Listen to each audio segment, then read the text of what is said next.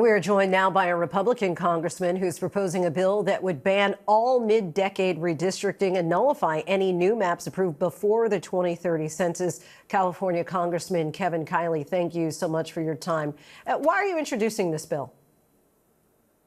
Well, I'm introducing it because California Governor Gavin Newsom is trying to completely throw out the window the principles that have guided our redistricting process in California and that are part of our Constitution. Our Constitution specifically bars doing redistricting in the middle of the decade, and it sets up an independent citizens commission for drawing district lines. This was established by the voters themselves, by the way. They said that we don't want politicians drawing lines for their own district. That's an inherent conflict of interest. We want it done by an independent commission of citizens based on feedback from citizens all across California who can draw districts that actually make sense. So that's the way it's been in California after the 2010 census and after the 2020. And now the governor is trying to short circuit all of that, to blow it all up, to throw these principles out the window, to return power to his and other politicians' hands, precisely what the voters said they didn't want. And so my bill will stop that from happening, and it will also stop this national redistricting war from playing out all across the country that I think would be very damaging to democracy and representative government and a huge distraction from the very important issues we have facing the country. Because to be clear, you're just not concerned about California, but also Texas's plan to redistrict. Well, I'm concerned first and foremost about California because I represent California and I have a grave concern about the damage that this is going to do to democracy in our state. But no, I don't love what's going on in Texas, and I don't like the idea of this happening all across the country and this sort of domino effect of one state after another. I don't think that's good for Republicans. I don't think it's good for Democrats. I don't think it's good for voters. I don't think it's good for representatives. I certainly don't think it's a good thing for the country. President Trump was the one who asked Texas to do this. What would you say to him if he called you and asked you to drop this bill?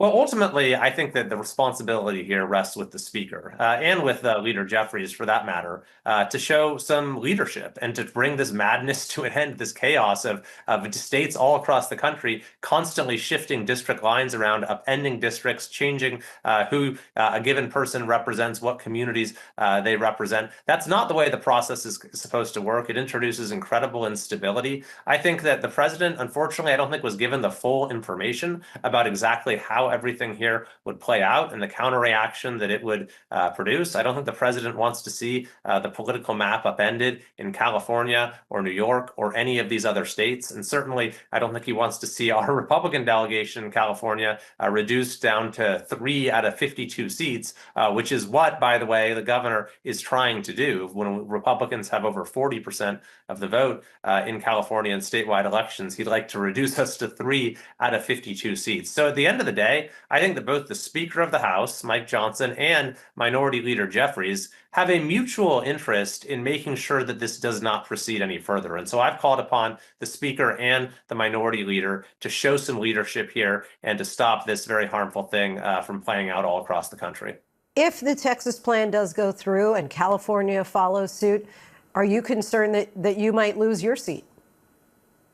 I'm not particularly concerned about my seat. I won my last race by 46,000 votes, and I've been fortunate to get support from Democrats, Republicans, and independent voters, and there's only so much they could do there. But I'm very concerned about the future of democracy in California and this attempt by the governor to subvert the will of our voters. It was California voters themselves who voted overwhelmingly to say that we want the process of drawing district lines taken out of the hands of politicians and put into the hands of an independent commission. And now the governor is trying in the middle of the decade to put it back in the hands of politicians, the very thing the voters said they didn't want it. And I think that when it comes to setting the rules of the road in our democracy, when we start introducing this extreme politicization into that process, as the governor of our state is trying to do, that's a very troubling thing. And so my bill is designed to say, all right, let's take a deep breath. Enough is enough. This is not a road that we want to go down.